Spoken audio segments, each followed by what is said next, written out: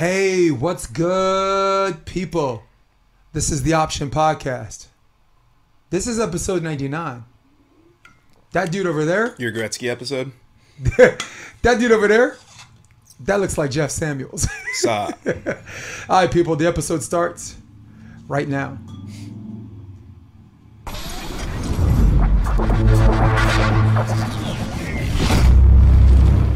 Yeah, you've upgraded that too. That's different.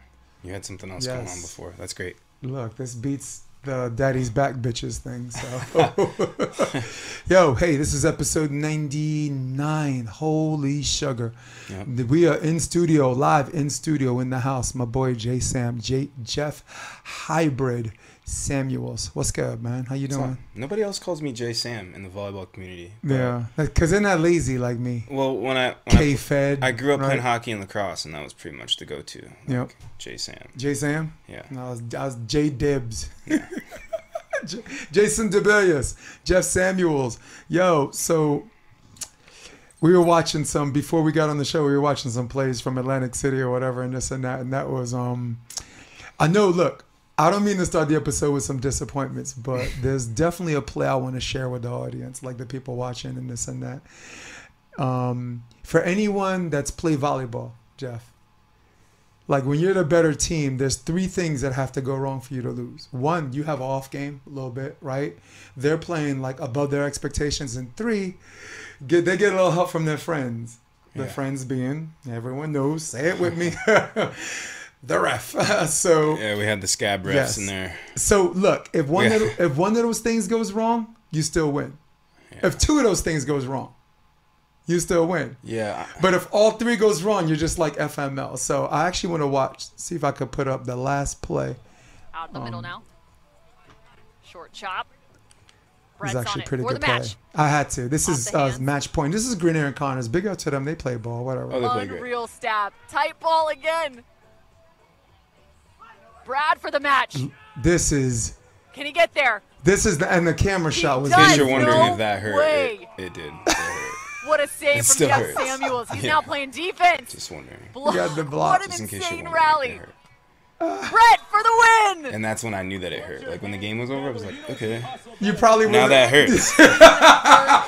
Had the game not been over, I would have been like, I'm fine. Samuels, what an insane dude, you wouldn't have felt a thing if you won that play, because you still got. You're like, dude, I got a match to win. So, how do you feel about, like, it was really, really humid. Do you play comfortably, if there is such a thing, do you play more comfortably in those conditions than some people? No. It sucks for me. Like, it sucks. It wasn't even that it was that hot. It was the sand that was really hot. The sand was really hot, like sand sock hot.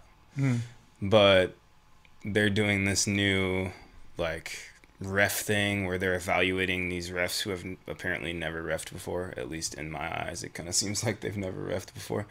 And they're really strict about this 10-minute warm-up rule, and which I get it. You got to keep the tournament moving, and don't get me wrong, I'm grateful to be back on the scene playing tournaments and having, something to actually play for.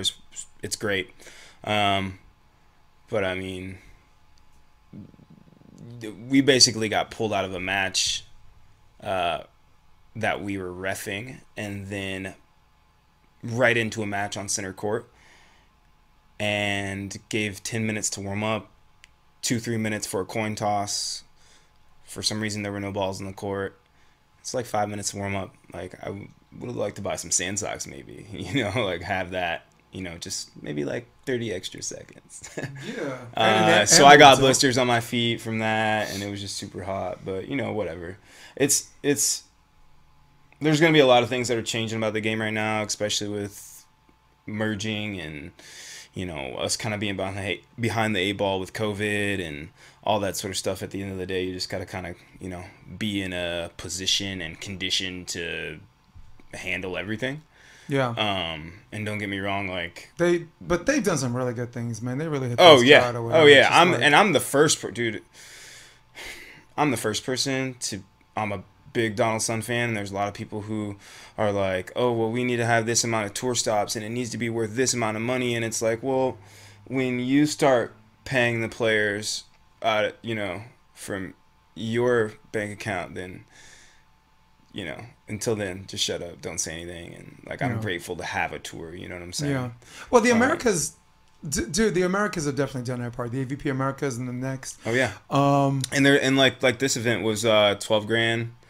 Yep. For first place, $100,000 overall purse, and that's incredible, and that's super commendable. Like I, you know, I'm very grateful for that. That's it's like a virtual tour. Yeah, Stop. Yeah, right? That's huge. That's huge, especially in a time where no one really knows what's going to be happening in the next 6 months. No one knows what's going to be going down in the next year with the uncertainties of COVID. So, I mean, forget the next 6 months. You don't know what's going to happen in 6 weeks, you know what I'm saying? Yeah, so true that. For them to be throwing events on a regular basis, and like, you know, we sat in Starbucks today and talked to the old head that's in there, and he's like, back in my day we had this and we had that, and it's just like, yeah man, I get it, that was awesome, that was really cool, but right now it is where it is, and I'm here.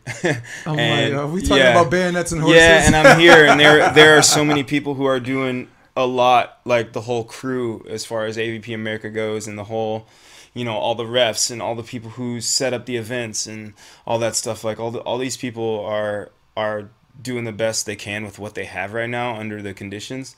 So I mean, I have to be grateful. You know, I can't afford not to be grateful to be in the situation that I'm in. Right? It's like. But there's not only just gratitude. There's a level of excitement, right? The AVP America, the fan following is really stirring the pot. I think it kind of really started at Coconut or before Coconut. What an awesome crowd there supporting like the home teams. I mean, even Kristen Nuss and Cloth, right? You had Evan Corey and Logan Weber in the finals, and like court one, was Dentler and Ferrari or whatever. That was. A lot of people left center court to watch that one. Yeah, I mean, they're holding it down right now. They're really killing it. Shout out to my Michigan dude Logan Weber. So they're really holding it down. They're playing great, and I mean, it kind of even started before that New Orleans event. They were throwing a lot of great stuff in Florida, which is kind of why I made that little transition out there. And Clearwater tournaments. Kelly Flynn with Tampa Bay Beach Bums was coupled with AVP America, throwing some great events out there. So, I mean, they've been kind of holding it down through that whole COVID time. So, I mean, honestly... Florida's the new Wild West. Yeah, Florida is the new Wild West. What do you have to be like... You know, there's a lot of volleyball pessimists out there right now that are just like, you know, I'm not going to play anymore and all this. Well, dude, don't, you know, whatever. Yeah, sit your ass at home. Bye. Yeah. Bye. Yeah, I don't know what to tell you. Sorry, I'm fucking yelling now. I don't know what to tell you. To red. Yeah, people are doing what they can with what they have right now, and you know, I mean, you could look at it like, oh, I don't want to play anymore because I don't know what's going to happen, or you could be like, well, wow, right now is a great opportunity for a guy like me or a woman like myself to make my move. You know what I'm saying? Like, one door closes, there's gonna be 3-4 that open up, right? So, nah, for sure. Yeah, that's just the way I look at it. You know, the crazy thing is, like, Atlantic City was bigger, right? I mean, the purse was like a virtual tour stop. Plus, they had a qualifier, double elimination qualifier, which we're gonna get into in a minute. Never seen. I liked Coconut Beach was smaller, but I guess with smaller becomes more intimacy. And there's something about nightlights. Like, shout out to there's something about shout out to my new homie really Carly blinds and my Wayne, eyes who run this whole thing and ruins my depth perception. There's something about nightlights that just brings out the best in me. Really, I'm horrible at night. Honestly, delete that, please. No, we ain't deleting shit, homie. So let's serve Jeff at night. There was the finals was a sunset game. Let me check this out. This was a sunset game. To 17-16, I'll go a little bit further ahead, but it went sunset game to night lights. Turn. Hey, welcome back. The band is back. Shit, let me go back. I just want to get that final. The 2 seed. This was an amazing setup. This is match point. This is, you know, Piotr's on a bad leg, but yeah, it was Rafu versus the other two guys. Yeah. Basket catch dig, and now. That ball's trouble. That was a save, dude. I thought it was going to hit the antenna. For the match, Corey. Got it! And that's it! Look at, and watch how, like, the people, like, his people, like, Something you never say. Security would never let it happen at a tourist stop. Here we go. Everybody. Here they come. Here come his people. But look at the background. That's a restaurant with the Christmas lights or the night lights. That's literally a restaurant next to the water. That was a great event. It was a absolute first class setup. Yeah, no, it was ran really well too. The only thing that threw me off were those the crawfish, dog. I can't do the crawfish. I did my part. Threw me off. I tried a little one, but they had to pull the little gray cord Yes. out, and I was like, "What is that?" And they told me what it was, and I was really can't do the crawfish. The sea roaches. No, I did my part. I tried it because people are like, oh, how do you know you're going to like it or whatever? And I'm not like a not shellfish guy. I could eat the hell out of me some shrimp. Oh, yeah. Right? Some crab, some crab. lobster. We call it the big three. Yeah. But crawfish, I tried. No, they're like, you didn't have it from that place. I'm like, no. They got a little dirt taste to them. I mean, no offense, Louisiana people. Love you guys. You do you. Yeah. But I'm out on the crawfish. I'm sorry. But if the only problem I had with Louisiana was the crawfish, that's a win. That's a win. That place, No, I had a great time. Went down, checked out French Quarter. Here, dude. No, it was great. I'm not moving there, but I'm not. I can do a week. It's dope. It's cool. But I just like.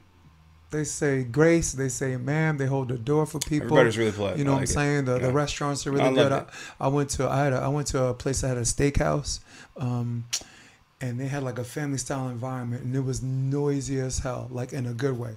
Someone had like a graduation party, and people just telling jokes. We're like if I'm in New York, there's like a waiter's gonna be like, could you please keep it down? These, if some of the people are complaining y'all too noisy. Not there. Like everybody, center table, they making noise. Everybody making noise with them. It's engaging. Big up to Patricia DiMaggio, old school player. She lives out there. Sean Ladig, right? Sean's the guy. You need anything, you just go talk to that guy. He's got it under control. But like that gets virtue. Me like that aquarium tickets and like all that stuff. Like I've known Sean for a while. That's the guy, man. Yeah. Like, I wasn't even sure if he was running the tournament or if he had anything to do, but he's like the liaison out there. He's like, I might be a little gay for him too, man. The dude's a hunk, man. The dude is, how old is it? The guy's like 46 and looking like great shape, and just a wonderful guy, good family man. Just like, I mean, yeah. So, I don't quite go to the extent you do with the love for him. I love him. Yeah. I'm like, I think. No, I'm not sure. I know all of my friends are like, Jay, if you're not sure, you are.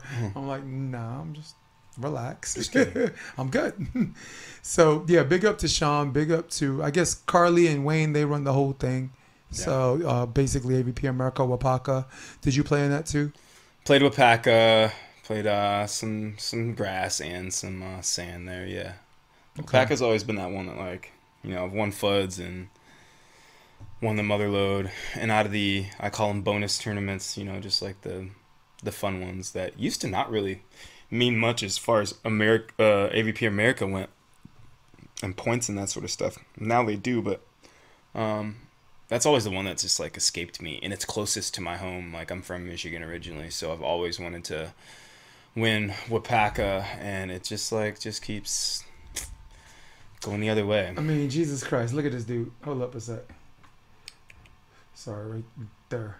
What the hell do you call that, man? You tell me that's a 46-year-old man. Get the hell out of here. No, he works out a lot. He's like martial arts and plays a bunch of volleyball and dude. Yeah, it's I don't know. This guy's enough time. He's got kids and his wife, and works like a major job, like major job. Son plays. He's left-handed. Yeah. And this and that. So. Oh, the guy we talked to, like the guy is like he didn't know who you were, didn't meet you, and he's it's so weird because Mike always tries to talk above people like they don't know whatever. And the thing that made me crack up, he's like, well, one of my favorite tournaments is the Motherlode, and you're like, I won that. Yeah. You said, I won that. Yeah, and I was like, with Casey. You're like, yep. And then all of a sudden, well, he didn't hear me. Like it didn't register the first time I said it to him. And then you were like, yeah, Jeff won that. And he's like, oh yeah, you did? Oh. Yeah.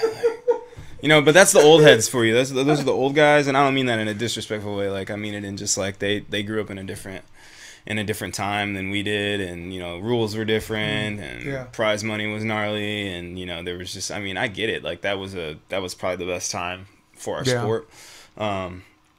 You look at the bvb.info page. Yeah, right? And they always go like back the to this. Periods. They always go back to like everything that you talk about. They relate it to like how it compares to the old days, and like, you know, well, we couldn't set like that, and we couldn't do. And it's just like, yeah, okay, all right, man, all right, yeah, cool. But we're talking about right now. we are where we are. Yeah, exactly. You know? I mean, if we could turn, I mean, I don't mean to cast any I'll aspersions. probably be one of those old heads one day, you know? But I don't mean to cast any aspersions on some of the old heads, but I mean, they need to ask themselves what happened to volleyball and how they took part. We're always the ones we are the, I mean, like, we're the ones to blame. Like, it's like I changed the size of the court, or it's like I changed the dynamic of how we're jump setting and doing all this stuff. I'm like, dude, you guys passed this to us. And it's not like, you know, we didn't make the tour go bankrupt back in the day. Don't you think like I mean, I'm not placing any blame on anyone, but they always look at us like we are responsible for that, and it's just like, all right, you guys didn't have anything to do with that. Like I don't really get it. This is what I'm saying. Yeah. This is what I'm saying. Yeah, sometimes lack of inclusivity. If you're the big fish in a pond, right? You become too big. Yeah. There's not enough water for you to swim in, and then you air suffocate, and then you bounce, and you leave everybody else with that mess. So, you know what I'm saying? So yeah, like y'all weren't worried about it when y'all were picking up all the checks. Yes. When y'all were the ones picking up all the big checks, nobody was worried about where it was gonna leave us. And now that it is where it is, it's like, oh yeah. Well, we used to have this. Well, they're not entrepreneurs. And now you guys, and I'm like, what? They're not entrepreneuring themselves. I'm like, all right. Enough. Okay, yeah. All right, you missed me with that one. Yeah. Tim Driscoll's like, let's talk about FUDs. Yeah. I miss Which FUDs. one? Which FUDs? How about the last one? Yeah, that was that might have been my most fun FUDs, no lies. I mean, we didn't win. We lost to those guys who were tearing it up. Well, Evan Corey is. I mean, and they had Did he play with Caldwell? Huh? Did he play he with played Caldwell? with Caldwell, Evan Corey, J.D. Hamilton, and then there was one more. That kid, dude. Who's the other guy? Talk about nice guys, man. J.D. Hamilton. Caldwell, Hamilton, Corey. Evan Corey. Oh, Travis Merriweather. Yeah. Yeah, dude. And it was like one of those things where it's like you look at the team and you're like, that's a great team, right? But you don't really see the dynamic of that team, how good it is. And like they had every little part, every little piece that they needed to win. And shout out to them. They played great. We ended up playing them in the semis and kind of were getting crushed by them at the beginning. And you know, like for my squad, I played with Sean Rosenthal, Ed Ratledge, David Lee, and Ian Satterfield. Just like another gnarly squad, but we were kind of there for the party, I guess you would say. Yeah. Which that's what FUDs was. You know, we were there for the party, and we didn't necessarily have that dynamic. We had a bunch of individual studs, some Olympians, but we had a little trouble against those guys. Yeah. How does FUDs compare to SmackFest? FUDs is fours, but it's, you know, I like SmackFest. I've played it a few times, but if I had, right? FUDs is single sex, and SmackFest is like co-ed. Yeah. Well, yeah. I mean, FUDs has a bunch of different divisions, but obviously, like the number one division is like you're saying, single sex. And SmackFest is 1 girl, 3 guys, and like I've played SmackFest a couple times. Don't get me wrong, it's fun. I like it. But if I had to pick, I'd be like, you know, my 6-man. That's tomorrow. Yeah, a 6-man. And I'd go FUDs, Wapaka, then SmackFest. But I don't know. That's just me. And Motherlode's like way up there. But is Motherlode intimate? Very intimate. Motherlode only has like 6-7 courts, and they're like one like 3-court intimate spot, and then one like another like 2 or 3 court intimate spot in the upper courts, and it's one of the most intimate venues you could possibly be in, with amazing backdrop, just like you're basically playing in the mountains, and it's a whole different game too, because the power is kind of like taken away a little bit from that because of the altitude. Yeah. So like there's no jump serving. Like I can't skyball because the altitude is just.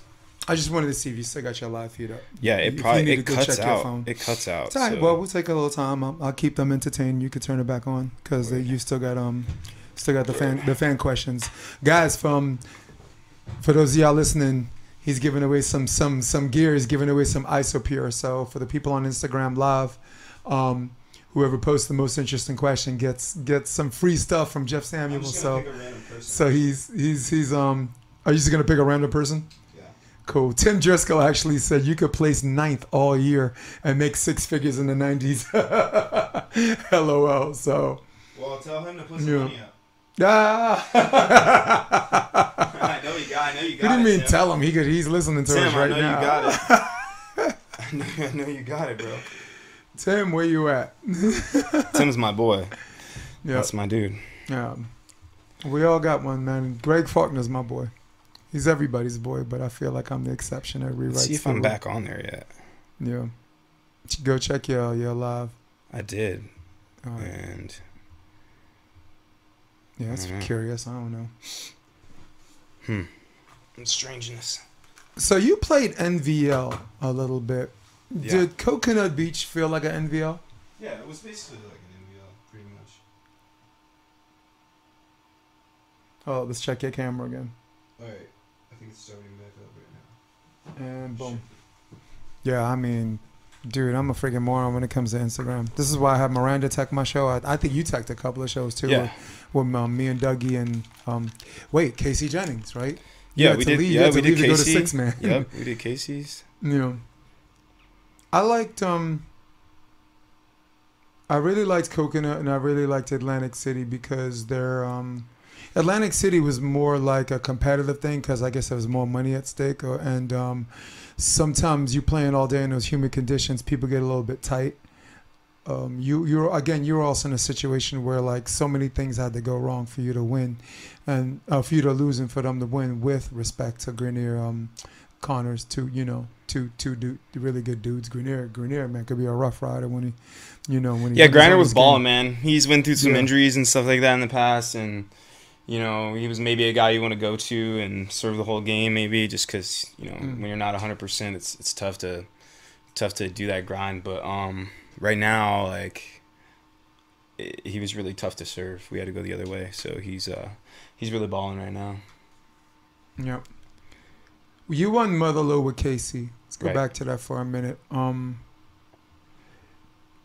Casey Jennings, what were some of the things that he did well to put you guys up top for first place? Because really, I don't know how to say this, so I'm just gonna say this.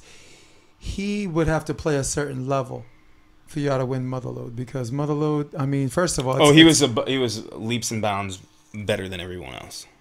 Yeah. Yeah, I mean, I did my thing. I played well, but there's just a command on the court that he has, and just like he knows what to do in a lot of situations. One of the things that really stuck out to me was his preparation before each game, and it's kind of something that I kind of do a lot too, where I don't really like to talk or like hang out in between matches. No, and he wants to go, like he would just go back to his hotel and get ready and be in the air condition and relax in between each game. And I still kind of enjoy the experience while being at the tournament, but I'm not like hanging around with friends per se. And he would do that. Another thing that really stuck out for me with him was if a guy's hitting a shot and I'm up blocking, he really wants me to encourage him, And I've kind of taken that into my game, and I'll even tell the guy I'm playing with right now, like, yo, if they're hitting a shot and I know you're going to have to move for it, and I'm not encouraging you verbally, like yelling for you to go get the ball. Go. Yeah. Like run, not even just that, maybe even calling out the shot. If I'm not doing that, is as much on me as it is you for not getting it. It's not like he put any responsibility on me for him not digging the ball ever, but it was always just like, well, why aren't we both taking that little extra extra step, right? Like if I am blocking and I get a touch on the block and it's up in the air and my partner doesn't tell me where the ball is, you know, not that I can't look up myself and try to figure out where it is, but if we're not taking that little extra step to encourage each other as teammates to pursue the ball in like those little weird situations or like a shot, then, you know, it's kind of on both of us, right? Yeah, I agree. Yeah, I don't think my live stream's working, dude. I don't know what's going on. Do you want to use mine and tag yourself? Let me just try to grab it and just say forget the tripod, because that way I'll know if I'm on or not. Yeah, Tim Driscoll, once again, thanks for joining us. Who else? Tyler, thanks for joining us. A lot of fun having people hang out with us for this live stream teaser. I'm only going to be on for a little bit more. I just wanted to take any questions that anyone might have for Jeff Samuels while we're live streaming this. The entire version of this is going to be on iTunes and Spotify and on YouTube or whatever. If you want, Jeff, you could place your phone in front of the TV screen right there, and it could see us. It'll see more you than me. I think it's something like being over there, like Wi-Fi or something. I have no clue. Little dead spot. Yeah, I'm gonna hold it until I'm sure that I'm on the Wi-Fi. There you go. And then we're on. Nah, we're well, on. do that. We're on finally. It wouldn't work over there, but it's working here now. Hey, everybody, see this? What's this? This is a gift from my wife. This is cool as fuck, right? Jeff's gonna lean the phone on that. It ain't gonna drop because it's basically an anchor. Yo, we had some Wi-Fi issues or something going on, and now we're back. So here's the deal. I've volunteered my sponsor Isopure to give away a free gift to someone who comments. Like, you can comment. I don't even care what you say. But I'm gonna go through after, pick a random comment, and I'm going to let you pick something from the website. So that's the deal. Right now we got 5 people. Shoot, I might do 2 people. We might even do 2. We might even do 2. So we'll see what happens here. All right. Yeah. Fan question. Someone's asking if you and Dylan are going to play any upcoming tournaments. Yeah, Dylan and I are playing Atlanta together. So, good. Yeah. I'm very, very happy to hear that. Yeah. He has. You want to talk about like most improved player of the year between our boy Rafi Paulus? I was gonna say I give it to Rafi. Yeah, and I mean, you gotta give Rafi the run. Well, you know, yeah. I think we really give it to, like, if we're looking at up and coming guys, we give it to Evan Corey, Evan and Logan. Maybe as even a team. Maybe even Logan. Yeah, but maybe it could be either one. As a unit, it could be either one. Yeah, for sure. Hands down, probably them. Just with what they're doing right now. Yeah. On the male side, and then my guy Dylan is really coming a long way. The potential for him is amazing. Kids if he just stays aggressive and is just like, if I get blocked once, twice in a match and just stays aggressive the entire time, he's almost unstoppable. Yeah. And then Rafi is just, we see Rafi doing great, man. I played with him yesterday. We played a little match, and actually, Y'all doing volleypoker today. We did great yesterday. A little training, and then today, I don't know if you guys know about volleypoker, but it's like a betting exhibition type deal. We're playing an exhibition today. Pros against Joes. Yeah, pros against Joes. I think they make up some rules. I've never done it. I've seen it a couple times, but I'm excited to get out there with Rafi today and play today at 4:40 or so Pacific Standard Time at like 16th Street. So if you're around, stop by, or I believe there's going to be a live stream, so check out Volleypoker on Instagram. I believe they have a YouTube page as well, and that's put on by our boy Danny Newman. So that should be a fun little event today. Talk about a dude that's wired. yeah, guys full go mode all the time. I respect it. I don't have that gear. Nah, dude. I don't have those gears, but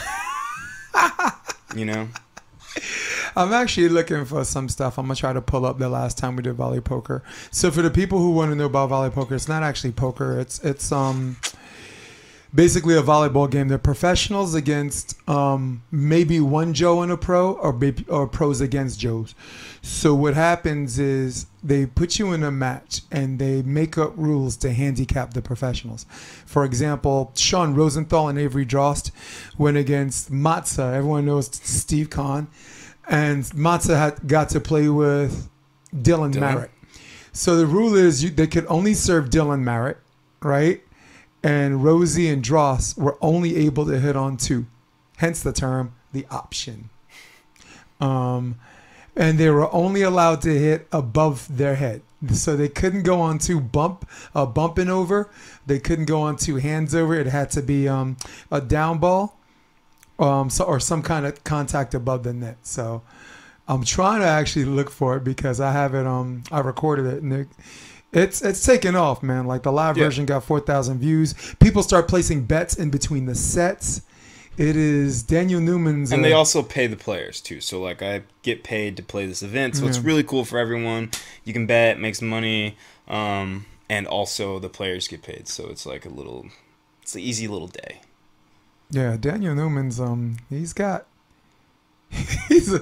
the next, someone asked, when's the next DC training session? I don't know that one. When's the drawing? I'm going to do the drawing for this, since I got to get out of here real quick and go to training. Let's do the drawing tomorrow for the giveaway for Isopure. So I'm going to pick one, possibly 2 people. Get to pick something off the Instagram website. All you got to do is comment on this live feed, and we're going to hook you up with something. I go Dougie Fresh. Dougie, Coach Dougie. Excuse me, Dougie. Excuse me, Dougie Fresh. You're on. Damn, where the hell is this? I'm still scrolling, but Chris Ships says what's up. I see Ships, Chris. Shout out Cali Bear CBD. So Mark Fornicari says next Thursday at 4:40, I'm in. If you do this, shoot me a text. Nah, you definitely got to come on the podcast. Fornicari. No, he's talking about volleypoker. Oh, he is. I think that's the 440 thing. Okay. Well, if he's here, you got to come on the podcast. That's crazy. It'd be malpractice for him not to come on the podcast. All right, I tried. I can't find this thing, but yeah, that's Dylan. I'm really impressed with Dylan Cox. Yeah. Oh, cool. Fornicari said either or. So Fornicari probably do both. He can come on the podcast in the morning and then get some of this volleypoker in. For anyone who doesn't know who Fornicari is, if you watch the Pottstown Rumble, what up, Mark? Him and Nolan Albrecht made the finals for grass. And Jeff, you played grass tournaments before. You can appreciate how grueling the Pottstown Rumble is. Yeah, I'm too old for grass. Yeah. Well, grass in general, but this tournament specific, it's a big court. I'm gonna pass on the grass. It's not a short court. It's. I came out wrong. Now I used to not. Yeah. Okay. But today I'll play one grass tournament, and that's Wapaka, and that's pretty much it. I'm done on everything else. So people stop asking me to play grass tournaments. I'm too old. Yeah. So and also the Pottstown Rumble is big court. And Pottstown Rumble is side out, guys. There's no way. Your game could last 15 minutes or it could last an hour and 15 minutes. I'm out on Pottstown. Yeah, that's so Fornicari. Anyway, Fornicari, Nolan Albrecht finals lost to my homeboy Andre Beloff. And who's the East Coast guy out there? Multi-purpose player, Eric Lucas. Yeah. Beloff. Yeah. Yeah. That served to spaces. Well, dude, it is a small glimpse of what Beloff's serve used to be. I've seen some guys really get a hold of it. Angel Dace gets a hold of the serve. K-Spear really gets a hold of it. Phil was like gnarly because of some angles and like trajectory and his point of contact. It was a tough serve. But as far as like revolutions on the ball and like the speed of the ball, there's a few guys that come to mind, and it's Reed Pretty, K-Spear, Angel, and Belov. And Belov was by far the gnarliest jump serve I mean, his would like be blowing people up in the chest on short court, and it would also do this thing where it hits the tape and it would hit the top of the tape and like spin more and pick up speed and just like blow people up in the chest. It was the most.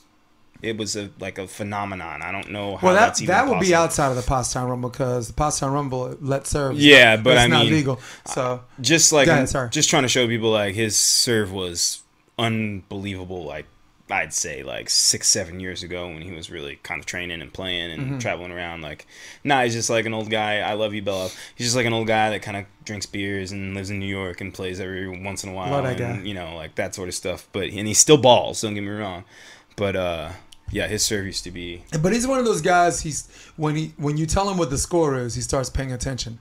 I played him in New York, right? Central Park. I had Patrick Dietz. Big up to Daddy Dietz. And he was playing with Ren, the queen, right? We're up, Jeff. We're up 20-18. 2017. And he asked me what the score was. He says, "What's the score?" I said 17-20. 5 aces. Yeah. It's like, and I mean, ball hits the tape, like just bams the tape, rolls over. Yeah. I think position one, of course, that deep one, and I'm lefty. He's serving my right shoulder. I'm like, it's out. They're like, it's in. And I'm like, correct me if I'm wrong. I think he used to play for like the Russian. He played for a Russian professional club team, and then played in the AVP. He retired in 2013. He was the leader in aces per set in the AVP in the draw. Yeah, he was so. Actually, Fornicar says Micah Maha's got a nasty one too, and but we're talking short court. I don't really know. I haven't seen him play I see that guy on the triples. Yeah, and that's kind of like either a big court or modified for the most part. And it's grass, like it's a little easier to jump and more control, like that sort of just stuff. housing people. Well, grass is about serve. Don't get me wrong. I watched that guy play. He's gnarly. No, but to me, grass. In fact, the Pottstown Rumble was about serve because. Like grass court, you notice like the nets are a little bit lower, and it kind of you can never get them high enough. No, you can't. The spectrum nets, you just can't. They just don't go. Yeah, so you don't have to operate out of 100% efficiency to side out. You could go at 80% jump and still throw down in front of the defense. But as soon as the ball's out of system, all of a sudden, all 4 players get in the athletic stance. They're like, wait, this shit could be a point. So guys, here's volleypoker. This is what it looks like. This is I did a live. Hold on, I'm gonna show you in a minute. This is what it looks like. Score is 1-2. Thank you for joining me. We are north of the pier. So you see that's a matzah, right? Actually, let me go back. I'm gonna go back 10 seconds. So that's matzah because they know they can't serve him, and that's Dylan Merritt. So the rule in this version was only Dylan was allowed to receive serve. You couldn't serve to Matza, so Matza just stayed at the target.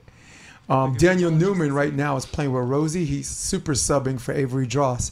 Avery Dross is the guy in the actually he's somewhere on the sideline ready to come in. And their rule right here is they're only allowed to hit on 2 above the height of the net. So their pass has to be whatever. So in real time, people are placing bets. They put maybe X amount of money on Matza and Marek, and then like at the technical timeout, I think maybe the bet changes in this net between sets. The bet changes. So it's been quite the ridiculous. Here's another example. Boom, had to go. So now watch serve receive. Look where Matza is. Because you could only serve Dylan. And you couldn't jump serve. So that was another handicap for the pros. You couldn't jump serve. So it's just these really ridiculous challenges. I think Dylan and Matza won the first one. And then Daniel's like, get me out of here. And Avery draws super sub. And then Rosie and Avery won. Because Avery got to see from the outside in what it looked like, you know? Yeah. So anyway, that's what that looks like. So, but you're right about that. Micah and these guys have been playing grass tournaments, some exhibitions. Yeah, it's their thing. Just murdering it. I text Micah, and Micah, if you out there, you need to stop acting like we slept together. If I text you, text me back. It's that simple. Because I had some friends in New York that play for Balmeso that won nationals, and every Monday and Wednesday, there's a free indoor gym. It's Riverbank State Park, paid for by the New York State dollars. 7 o'clock to 10, they play fours. And Micah and them could have went in there and actually had some real competition. Because first of all, those Dominicans don't get aced. They at 9 years old, 10 years old, bumping the ball 200 times against the wall. They don't even care if you're 6'7". If you can't take care of first hit, and that gym. And you could use middles for fours, right? Because fours is really about the middles. Nope, go sit down. Go play on the girl. They send them to the girls' net. So I was very interested to see if Micah and them could do that. Serve to space could actually ace some real passers, you know? Because I don't know, man. They're pretty good. It's really hard to see someone beating them right now in triples. Yeah. Well, Micah, I give him his props because he's played on the national team, and like every single person I mentioned at Riverbank, all of them play for the Dominican national team. So, and they did win nationals in 2004. Like Frankie Valdez, Batista, those guys, they only lost one set. They went to nationals 2 years in a row, and in that 2 year period. How long ago though? 2004, 2005. Yeah, it's a long time ago. They're 20, but honestly, that's like saying that is. I think for indoor that is a long time ago. I mean, for anything. I mean, you for beach, if they're 22 years old and they're 36 now, they're in their prime. Yeah, so but they haven't been traveling around the country playing tournaments consistently. So that's like and take into account it's indoor, right? If you've been playing indoor consistently, 22 years old to 36. Your body's probably trash. Yeah, Reed Pretty. I don't even know how he survived it. He got on. He was like 30. Well, Reed's he's the hardest worker in probably both sports. Reed's probably in indoor and beach. He's probably he's the hardest worker. He Okay, have fun, boys. So let's talk some Olympics. Did you get a chance to watch anyone play here and there? April and Alex actually look normal. Some of the games seem boring and uneventful. I've been traveling, so I haven't been able to watch a full match. I watched Phil and Nick yesterday a little bit. Who they play? They played the Italians? They played Argentina. Did they win? In 3. They smoked them in the third set. But didn't we warn everybody? Did we not warn everybody about Argentina though? Yeah, and like my mom texted me, and I was like out to dinner, and my mom texted me, and she's like, "Phil's really struggling right now," and I'm like, "Really?" I know they were and Argentina's doing pretty well, but everybody in this Olympics is actually don't get me wrong, everybody in this Olympics for beach volleyball can ball. They just don't give away enough spots in beach volleyball for some team to qualify and not be good, you know? I agree. They're all good compared to some other sports where, you get some teams who can qualify, but they're going to just get smoked every game. Yeah. Beach volleyball's not going to be like that. And then at 14 pool, Jeff, right? If Argentina's the worst team in that pool, that's right. That's what I'm saying. There's no beer like this. Yeah. There's no beer bracket. No. That's what you're saying. No. You have a chance to lose in every game. Yeah. And for those of you out there that thought I was calling April and Alex boring, I wasn't saying that. I was saying their win is boring the way they like it. They don't want no 19-19 situations. They want to win by a bunch of points. Let's make this win uneventful. Yo, FYI, for anybody who's watching right now, if you missed it, I'm giving away at least 1, maybe 2 free items from Isopure's website just for leaving a comment. So I'm going to randomly scroll through with my eyes closed tomorrow. We can do it live.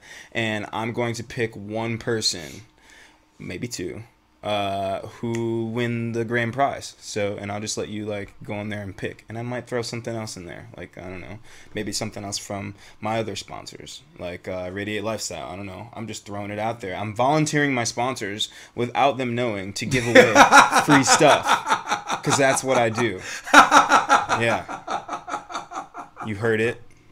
Sam Wannabe said, Crazy Phil and Nick finished 3rd, so I guess they figured out the points in this and that. But oh, yeah. I was wondering what happened with that. Look, we knew when they lost to Brown Mewson and they beat Brazil, there's going to be some 3-way. There are going to be 3 teams that are going to be 2-1, I think. So they finished 3rd probably because Brown Mewson finished 2-1 and the Brazilians came back and beat Brown Mewson because they were 2-0. So Brown Mewson finished 2-1. Phil and Nick finished 2-1, and 0-3 is Argentina, and the Brazilians finished 2-1. So. Someone says I need to give away a pair of slunks.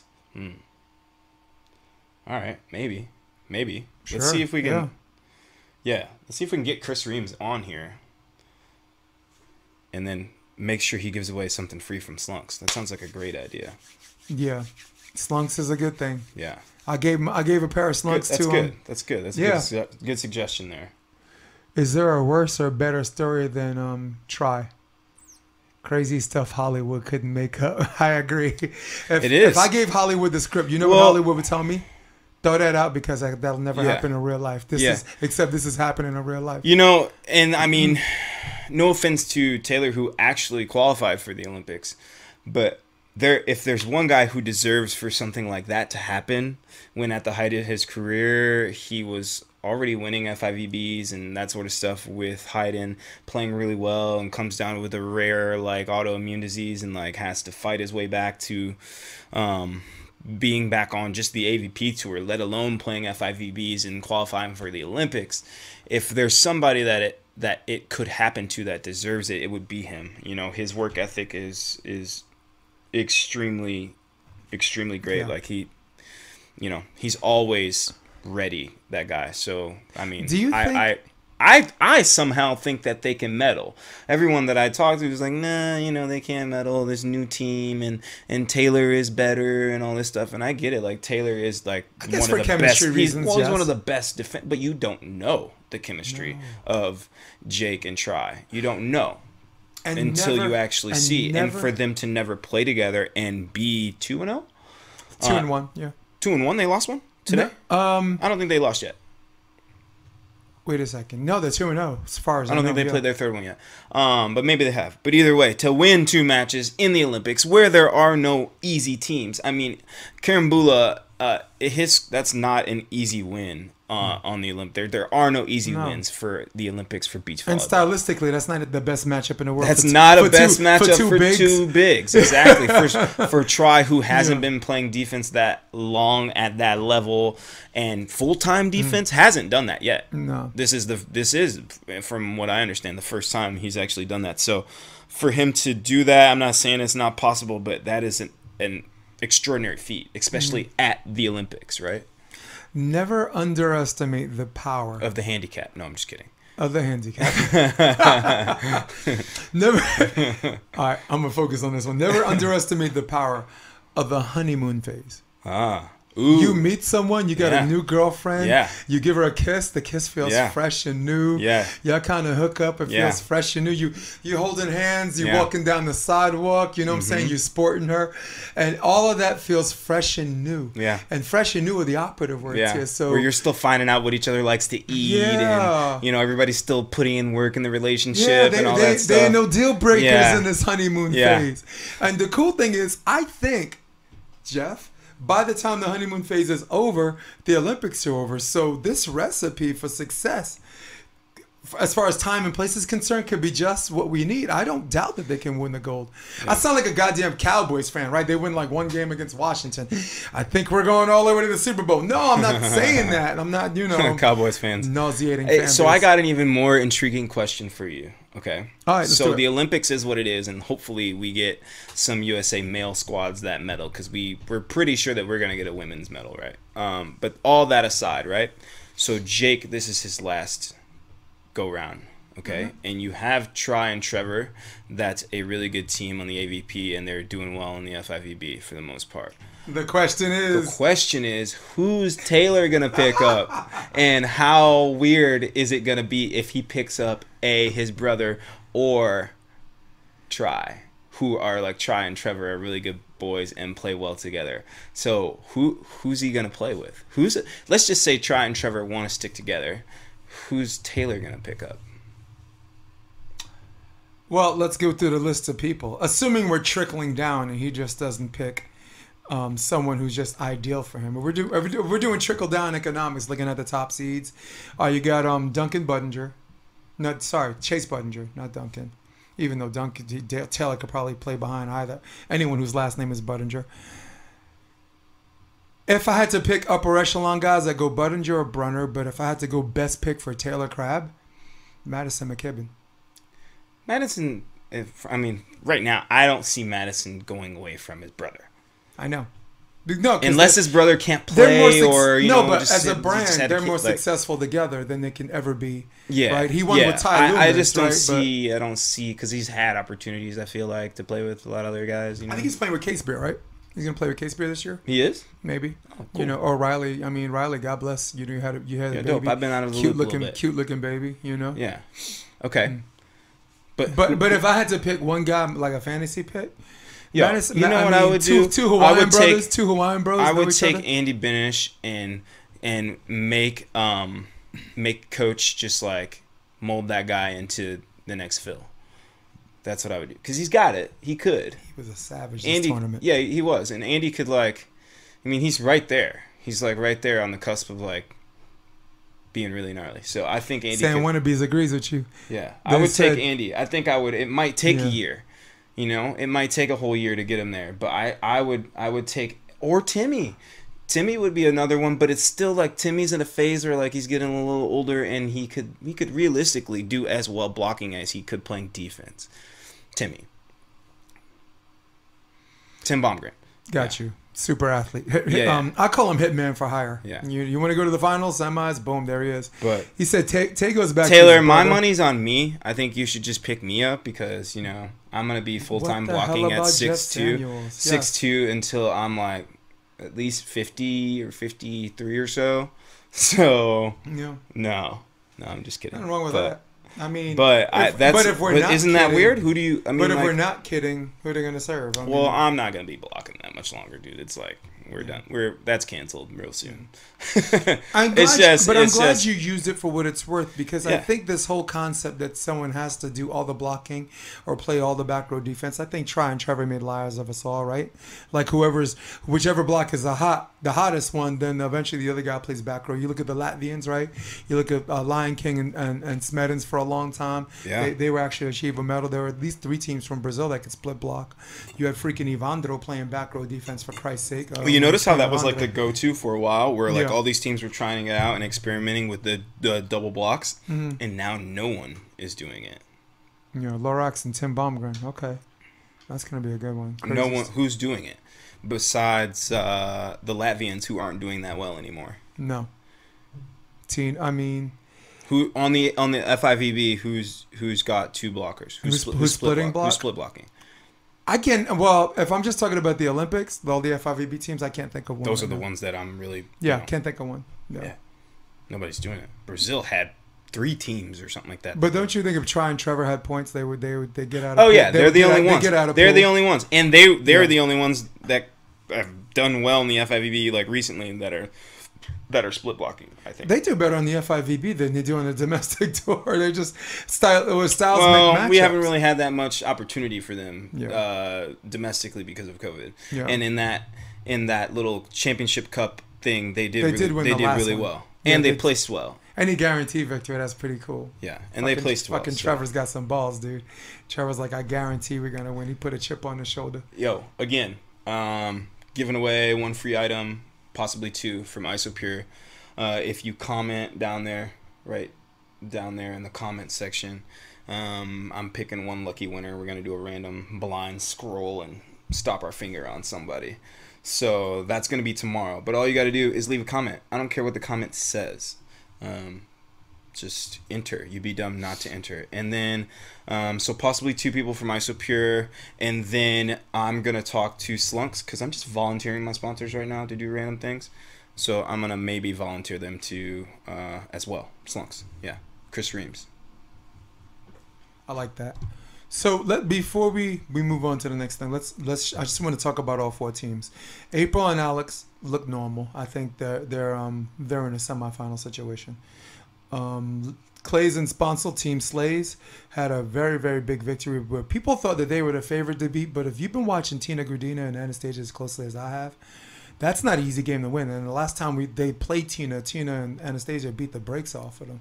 The second set was 21-14. She got roofed off the court. But, down 11-9, Kelly Clays took over. She stopped poking on those on-twos, on those options. Started hitting for power. Decided to save the tips for the waiters. Ran off 6 straight points, won 15-11, down 11-9. So that's how they got past Tina. I don't know. I think they play Brazil today. So if they lose to Brazil, there's a 3-way tie because Tina beat the Brazilians. Tina and Anastasia beat the Brazilians. So, and there's a team from Kenya. I think that's just I've seen them play in the Africa games, but there's levels to this. That's yeah. I haven't really Dude, it sounds bad, but I haven't really been following the women's side that much, and I've barely followed the men's side. I know. And some of the teams on the women's side, I've been. Dude, you had to qualify, right? You thought you had points for the draw, all that stuff, and you thought you had points for the draw, and you had to be the one. Well, I knew it was close. Just like having taken the one season off. Here's the thing that like most people don't understand. I took the 2019 off most of the season. Except for Motherlode, yeah. And my points never got frozen because I played tournaments like Motherlode, and it was just like I was not going to be traveling and placing well in AVP, so I didn't play. So I didn't have points last year to really play, or this year when all the guys pretty much got their points frozen from COVID. So I've been playing tournaments this year and placing well in them, but none of them have like enough points for the tournaments that I've played well in to trump the guys who just played in qualifiers. Not to mention they've never made it in, like have never made it in, or didn't make it in from those that point allotment, right? So just playing a qualifier is super important. So all you guys out there that like, you know, they want to have a lot of points and possibly get in the draws and be in higher standing for qualifiers, play qualifiers, and even if you don't make it in, you get a shit ton of points for those. You do, because they equal the America. Oh my God, America wins. I've won tournaments this season and had less points and get less points than you do playing in, let's just say, Manhattan, and you make it to round 2 or 3 or something like that. You get like, I don't know. You get a ton of points. What are we laughing at? Steve Rochette says protein. Sam Wannabees is like, he doesn't need any more protein. I think they're talking about Baumgren or Lorax. Oh. No, I mean. Yeah, neither one of those guys need protein. No. What up, Rochets? What's up, Big Steve? What's up, man? That's another stud, dude. So, we talked about the women. The men, Phil, I kind of thought would have an on switch. Like, going into the Olympics, I really didn't want him to go because I'm like, this cat doesn't even look like he wants to go. Like, you look at his face, he looks like Jay Cutler signing his new contract, for Christ's sakes. But then someone told me, look, he's a professional. When he goes to the tournament, right, he's going to have an on switch. And I agree. I've seen the on switch because you can't beat the Italians without the on switch. Carambolo, I'm not, the Brazilians, Alvaro and Alisson, who's turned out to be his international rival over the years, right? Phil won 08, he won 16. So, yeah. And Nick played really, really good ball too. I'm very, very impressed at the ball they're playing. I think they're playing as well as they're going to play. Malin Sorum lost to the Russians in pool, and everybody's like, oh, they're vulnerable and this and that. And I'm like, no, styles make matchups. And if you look at the Russians, Stoyanovsky and Krasilnikov, they have more wins over the Norwegians than everybody else combined. They have 3 wins over the Norwegians. Everybody else has a combined 3 wins against the Norway. So Mal's probably going to take a shitload of time off. He's coming on a bum knee. You know, in fact, that's probably why he didn't play all 3 tournaments in Cancun. Andor's Mal. Yeah, but how are they doing in the Olympics right now? I haven't even watched this. I just said they lost to Krasilnikov and Stoyanovsky in pool play. Okay. You know, they're going to get out, but now everybody's like, oh, there's a kink in their armor. We're going to come after them. Yeah. And we already talked about Taylor and, not Taylor, Try and Gibb. You know, Taylor, sad you didn't go, man. Taylor said he's going to come on the podcast too after the Olympics, but there's a part of me that's like, I don't even want to call the guy. He's probably still sad, you know. I mean, he's keeping himself up, and he's got a big support group, which might make him want to just come on and feel like talking about stuff, you know. Maybe if he wants to. And you know me, Jeff. I'm like, if there's something you don't want to talk about on this podcast, we ain't got to talk about it. But I think he might be a little afraid because I have this knack of making people want to talk about things that they come on the podcast. No, you know, not wanting to talk about. It's like, fine, you know.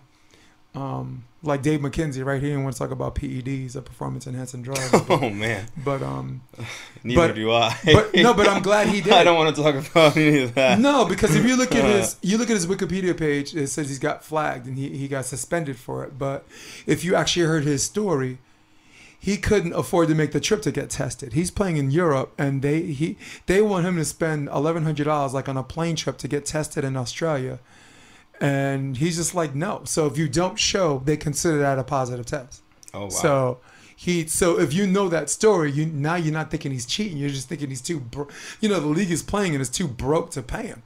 You know, no, I mean, yeah. so I mean, there are lurking variables that I bring people on a podcast, and I'm not trying to pull it out of them, but I'm like, dude, I want you. If people out here thinking this about you, and you just keep saying, I don't care what people think, you're lying your fucking ass off, dude. You don't. Sometimes we care what people think, man. Dude, sometimes we care. I am from Brooklyn, New York. If anyone can say they don't care what people think more than anyone, it's me. And even I, on the level, do care what people think. Yeah. So. Here's where I'm at with a lot of that, though. Please. Some stuff I just don't want to put my energy toward. You know what I'm saying? Like, it doesn't matter to me.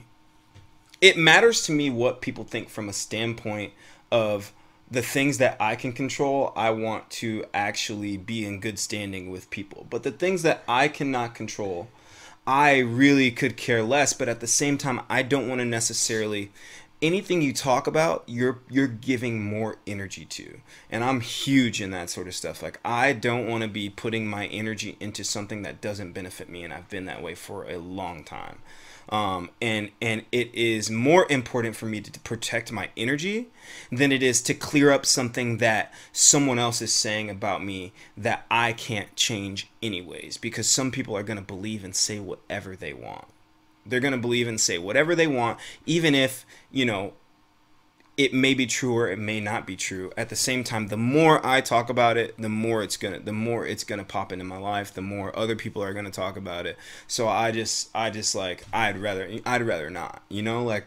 And I feel like that may be, but you're gonna and you end up feeding them, and the people who are gonna say the stupid shit they're gonna say it anyways. Right. They're gonna be people who just want to get on the internet and type dumb shit about Simone Biles when they have no clue what's going on or what her symptoms are or what, you know what I'm saying? They're gonna be those people no matter what. So would it benefit her to get on a podcast right now and try to clear her case? No, it's going to invite more people who are just going to be... I mean, there's going to be supporters, right? But there is going to invite more people to be trolls because she's going to give them a platform.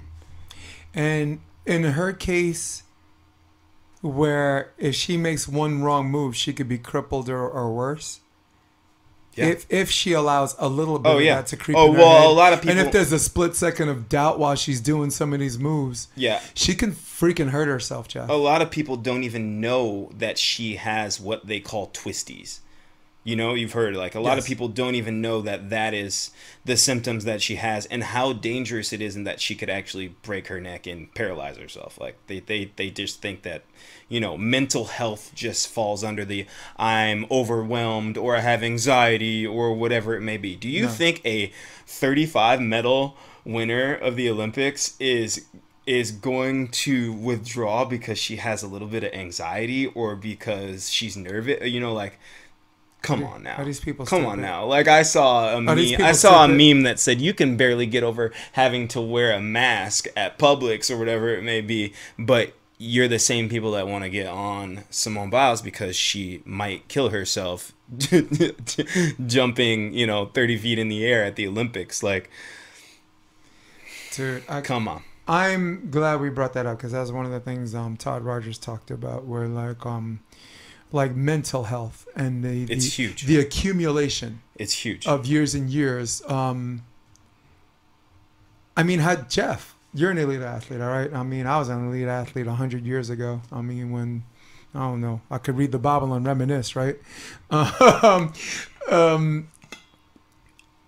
Is it I guess only speaking for yourself, some of these stress points, is it a periodic thing that jabs at you, goes away, or is it just an accumulation thing, build up, where you keep it inside and you try not to explode?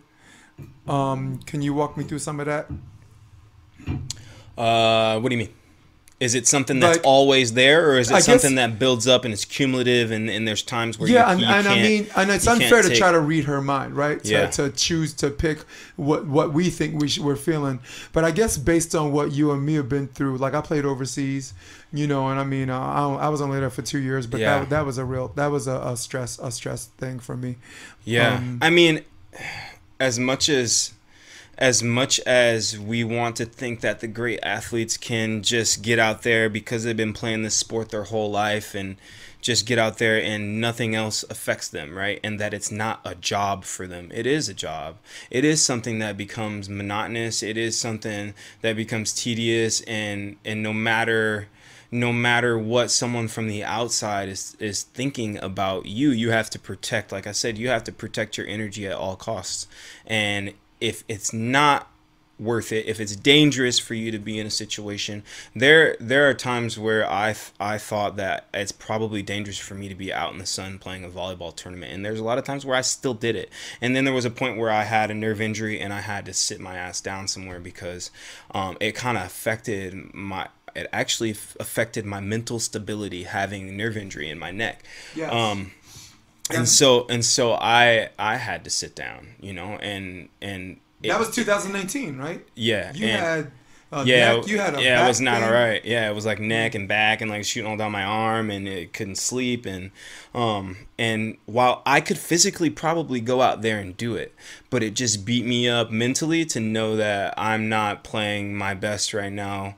And I could be doing better. And the only way for me to kind of recover would be to just sit down a little bit, you know, and not travel all the time and play these tournaments. So, and like I said, my train of thought and my thought process was not where it should be. So it was best for me to sit down, and it's not easy. You want to know, like, you want to talk about Michael Jordan and how great he was being a basketball player and all this stuff. Like, think about the time period in which he took off from basketball to go play baseball. The GOAT. Right after his dad died from what some people believe could have been a hit from the mob because he didn't pay his gambling debts. Right?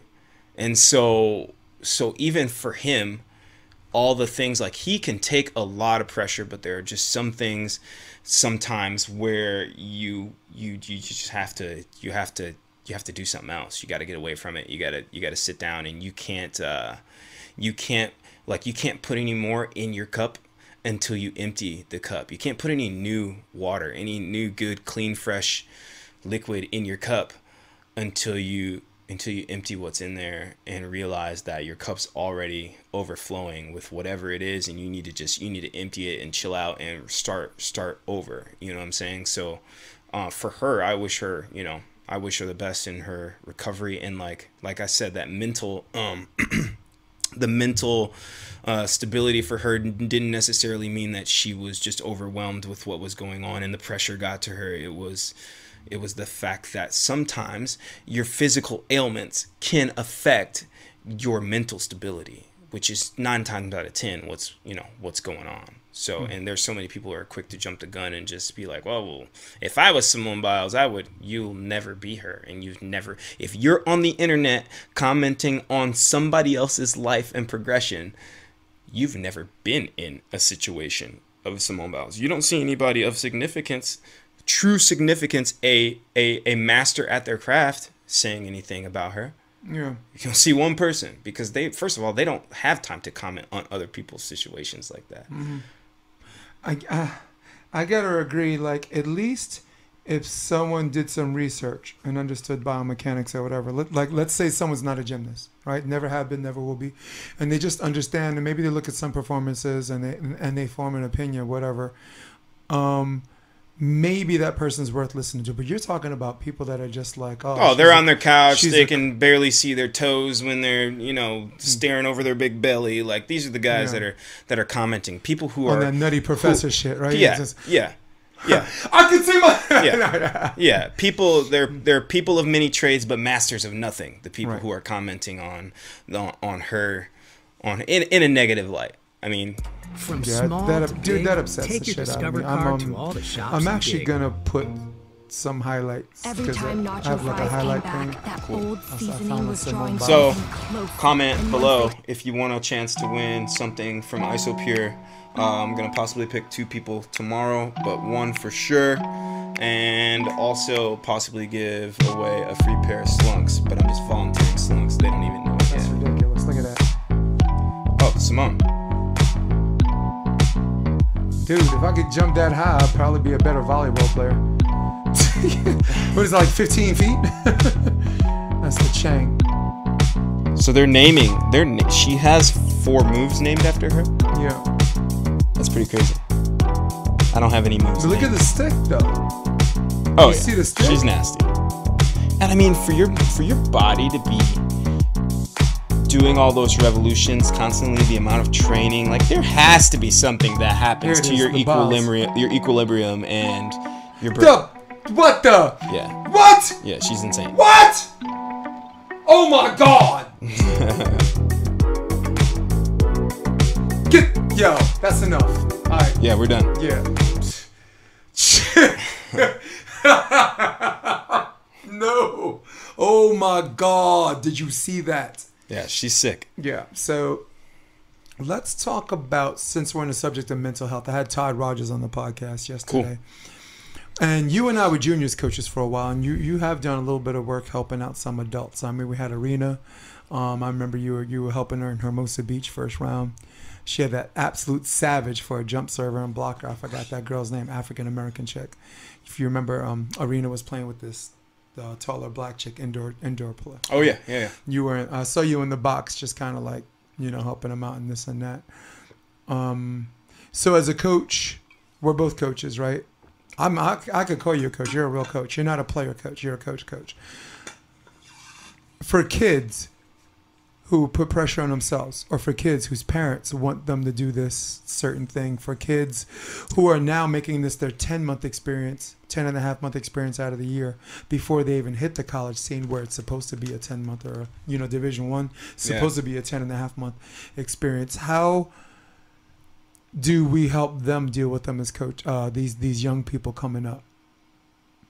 The pressure of just having to be out there, and just, man, it goes back to like, well, I was coaching out here in Hermosa Beach, and is obviously one of the most beautiful places in the United States, on Earth, let alone the United States. And one of the best programs too. One of the best programs, one of the safest places for your kids, good schools, all that sort of stuff. And my kids would come to practice, and they would be like this almost every day, and I'm like, yo, I'm from a place where these kids, they can't afford to, they don't have uniforms. Like the school can't afford for them to play sports, so they have to pay for it, and they don't have money, or the coaches have to go pick the kids up. Like my brother-in-law works in the Flint school system, and he has to pick kids up in his own vehicle and bring them to practice, and kids need to borrow money from him.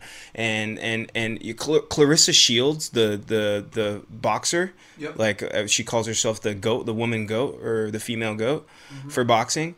She would go to my brother-in-law and be like, hey, I want to go box in Atlantic City hypothetically, can I borrow money to go? Can you donate?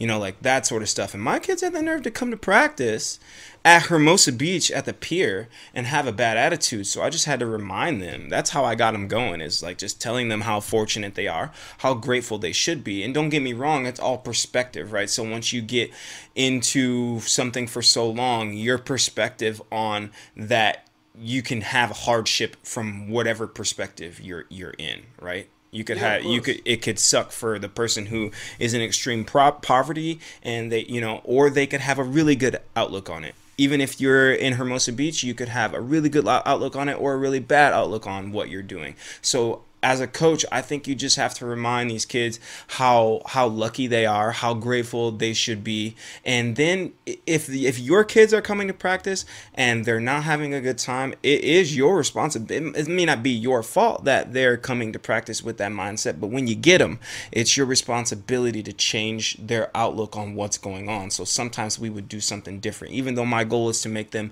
better volleyball players, better humans, to get them to understand how to treat each other and work together. That's my main goal, right? And that's going to take a lot of life lessons and that sort of stuff. Sometimes we would just do something fun, or sometimes we would just sit down and talk about different things. And some days I didn't care if they were on their phone on their little break where they get water and they're talking more. And then some days when we're really getting focused, that's just what it is. It's time to get right. It's time to get right. But as a coach and as a parent, because like I played hockey growing up, and I got extremely burnt out on hockey. I got extremely burnt out on it, and I decided to play lacrosse in college instead of hockey. And I didn't really have anybody to explain to me, especially as a black kid from Flint, when all of my peers are struggling, how lucky I was to be in a position to be able to play. You know how expensive hockey? I was a goalie. You know how expensive that is? Yeah. I mean, just the leg pads that go on your legs are like $1,200 at least a pop for a pair that are actually good. And that doesn't include ice time, travel, and the rest of the equipment, and just feeding a growing boy. And my mom did all, so like, how grateful should I have been to be, how did I get burnt out on playing hockey, right? And especially I was really freaking good. Dude, I mean, for me, it's important. Like, I was talking to Todd yesterday. And for women's volleyball or girls volleyball, camaraderie, sisterhood is important, because when one of them's down, they pick each other up. Where men, it's more through leadership, through performance and stuff like that. So that was one of the big learning lessons I had to do, because before I moved to California, I was predominantly a men's coach. I would take some women's gigs here and there, but my old school style of coaching men, honestly, I could have done a better job if I had a better philosophical understanding and read the studies on the science collected, the vetting. You know what I'm saying? Studies that we vet, not just someone saying studies show and then, oh, good enough for me.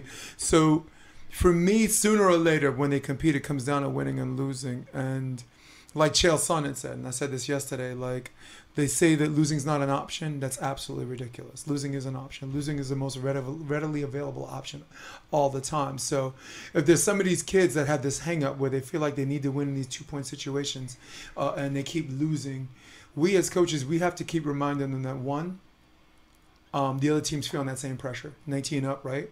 The other team's feeling the same pressure. And two, Jeff, it's not for elite athletes, it's not an unnatural feeling.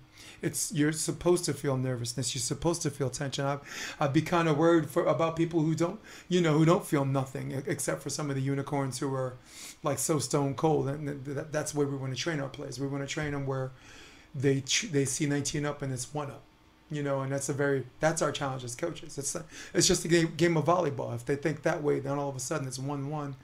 And maybe they start winning some of these, and if they start losing them, it's not as heartbreaking and as like the weight of the world just drops on them. And us as coaches, we just have to say, hey, next play, or we could like negative talk, creep into their head and stuff like that. So I always like with my kids that I was coaching out here, energy was always my biggest thing. I coached with them, and I would have girls, and you can speak on this.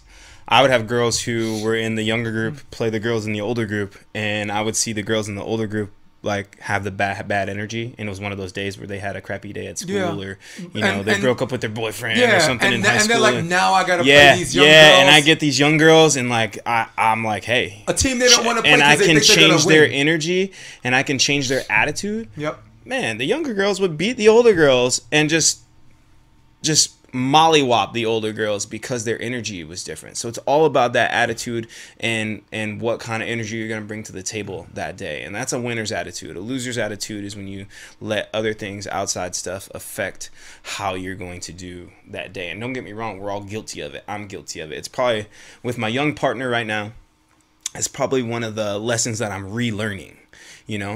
Because, he is young. He has all the potential in the world. He is super athletic. He knows a lot about the game. But sometimes being a 24-year-old, you don't know how to do certain things when you think you do, and it's not necessarily all his fault. It's about how am I going to respond to the things that he does. Am I going to respond in a good way or a bad way? And that's going to determine how well we're going to do. It's not even that he doesn't do things the right way all the time, because it doesn't matter. When I was his age, I didn't do things the right. I still don't.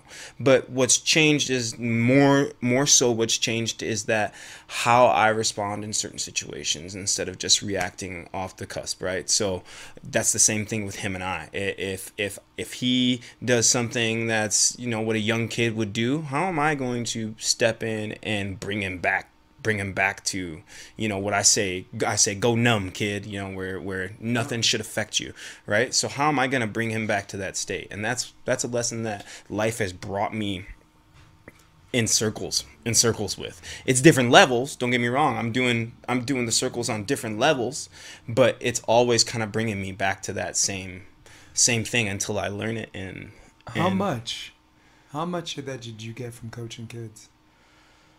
I got a lot of it from coaching kids, but I wasn't able to really implement it into coaching kids until I learned it in my own game. No, I mean coaching kids, like telling, like Eden or whatever. Eden McCoy is someone I want to use an example because, like you said, some kids come low energy. This is a girl she has to have good grades. She's doing general hospital. She's doing the soap operas every day. Yeah. And even then, even the day she showed you a little attitude, you never seen that girl take like a plays off. She was such a savage. So I guess what I'm asking, and Aaron Wexley, we see you. We're gonna get.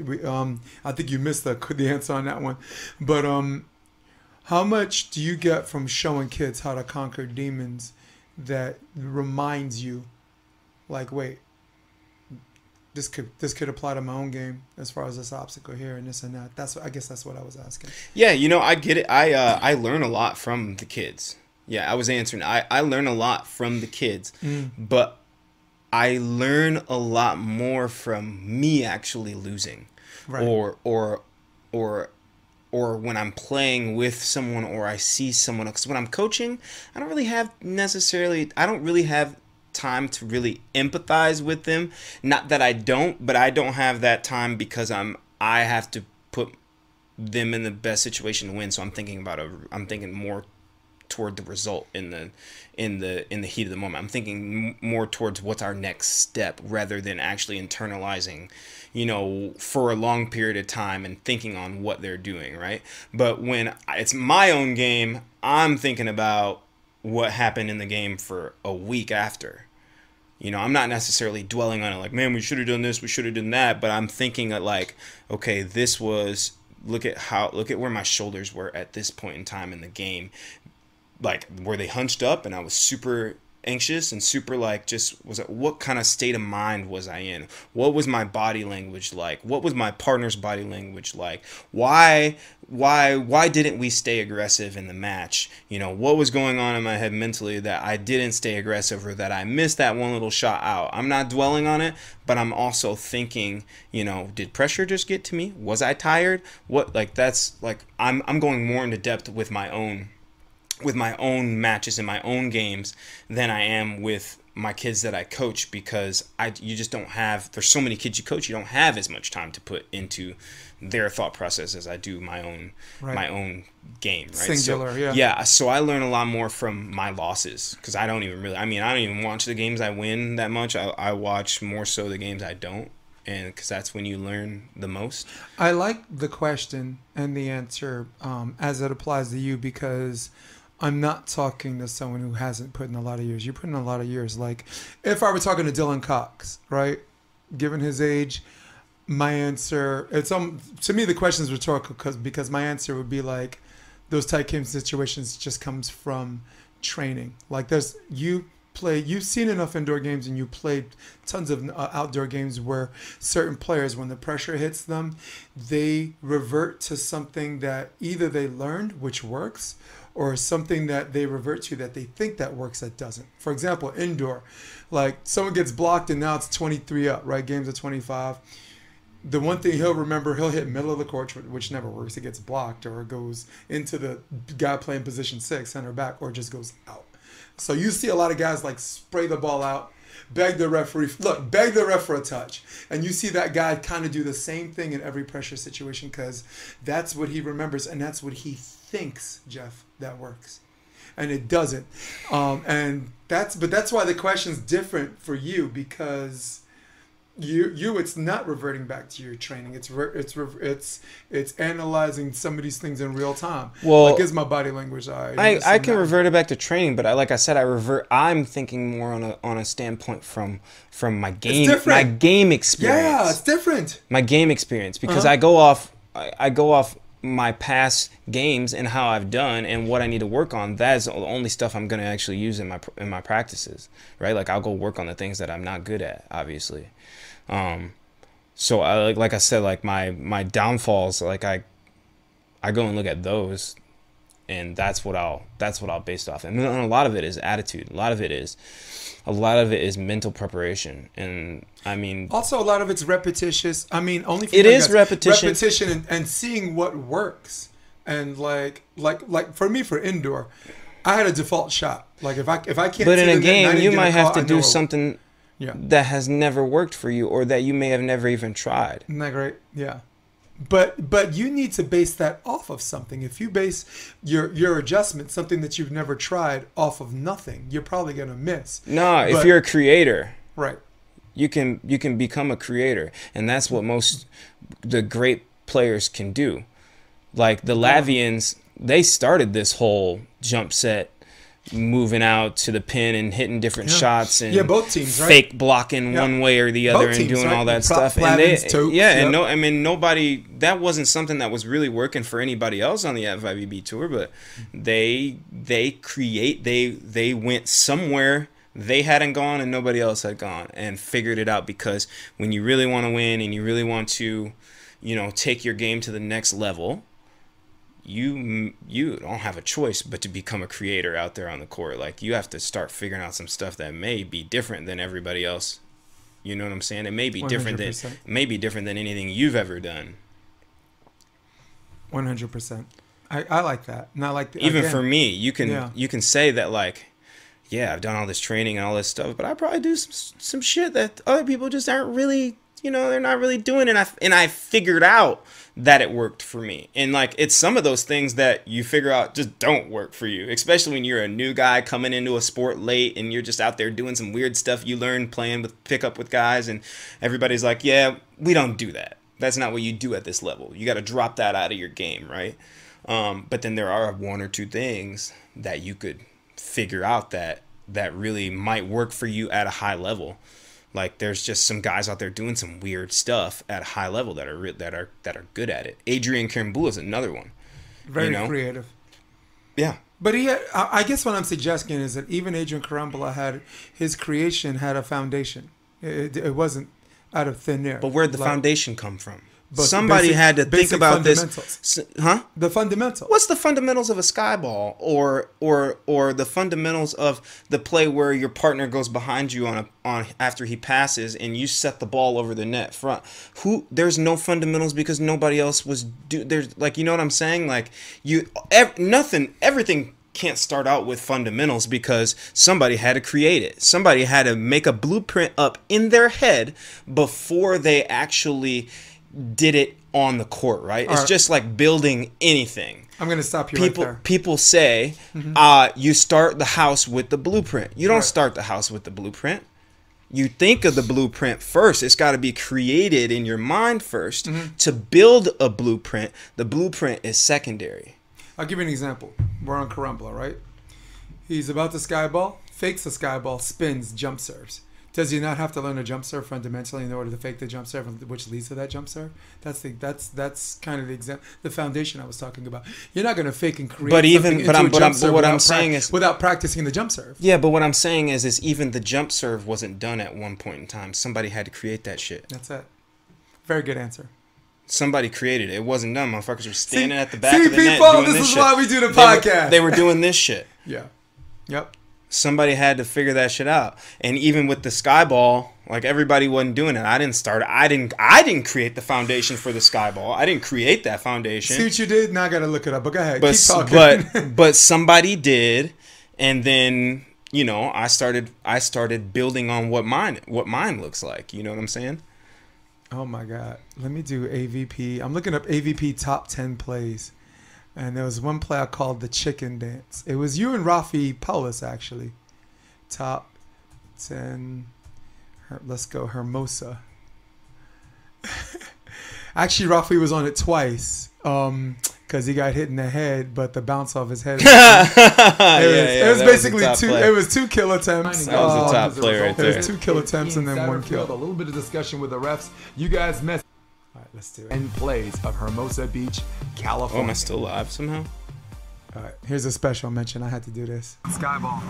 No clouds to touch today. All right, we're gonna cut you guys off. I love you. We'll go one last little play. No, we gotta see rewind that it. Skyball. No clouds to touch today. Here's the chicken dance. Here's the salsa.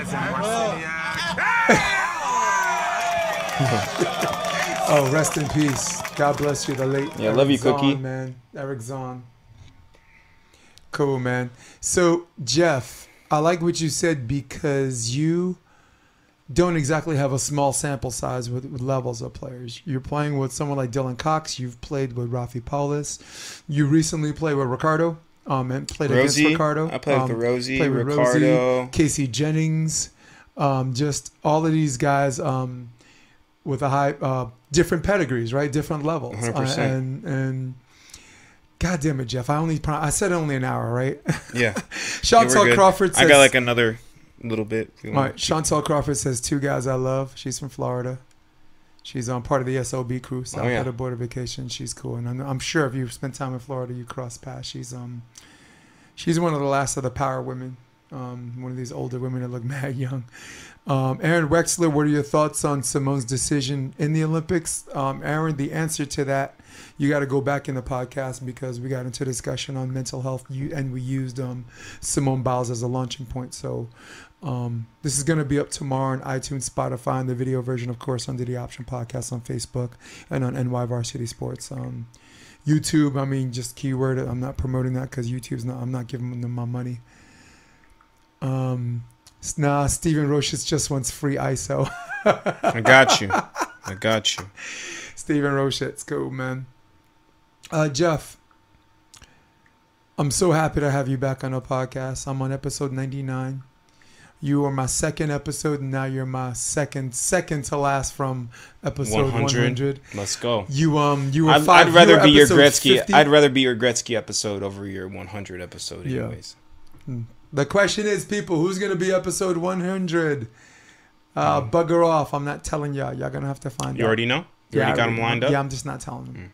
Just not telling them. I got someone really special. So, for people who want to know more about JSAM, where should they plug? Oh, yo! First of all, let me give a quick shout out to all my sponsors. Please, yes. Sharp Vision.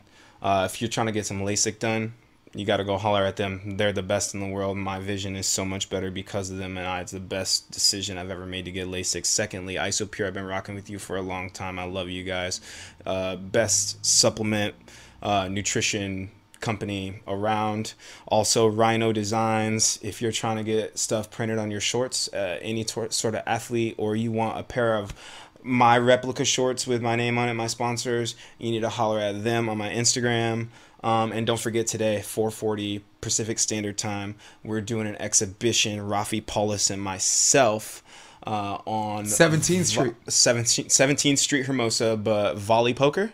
Yes, volleypoker come through. The rules. Volleypoker. We don't know what the rules are. We don't know what the rules are. They make up rules. There's live betting. There's all sorts of stuff going on. So for that'll be dope. But if you want what time is that? That's at 4:40 Pacific Standard Time. Okay. And then if you also want to see more of myself, Instagram is the way to go, and it is Jeff Samuels II.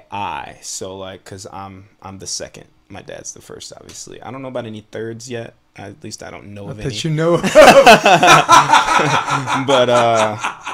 But yeah, that's my Insta. So holler at your boy if you want to see more of myself. Yep. Thanks for the shout out and the love. Jeff was killing me the last time I saw him in St. Pete's, and again at Ricardo's event in Orlando. So, oh yeah, okay, all right, got it. Aaron Wexler, we got your back, man. You're just gonna have to listen to that tomorrow. But love you, Wex. Yep, Jeff Samuels might love you guys, but I don't like you. In fact, I can't stand none of y'all. In fact, we out of here, okay? So for all of you at home, for all of you on your iPad, for all of you on your desktop, for all of you on your Droid, for all of you on Slunks, we love you too. Yo, Slunks, we love you too. Mad love. Like I said, Jeff love you, but I mean, nah, I love Slunks. Yeah, we love Slunks. Yeah, I gave a present to Lillian. So for all of you at home, this is Jeff Samuels. We love the This is episode 99. This is the Option Podcast. We kiss everybody goodbye, Jeff. And I'm going to put you on right there. Sorry. We out. Come check out the Option Podcast on optionvb.com. It's also available on iTunes and Spotify and on YouTube under the NY Varsity Sports handle. You're going to love what you hear. That's it. All right, we did it. Jason, we did it.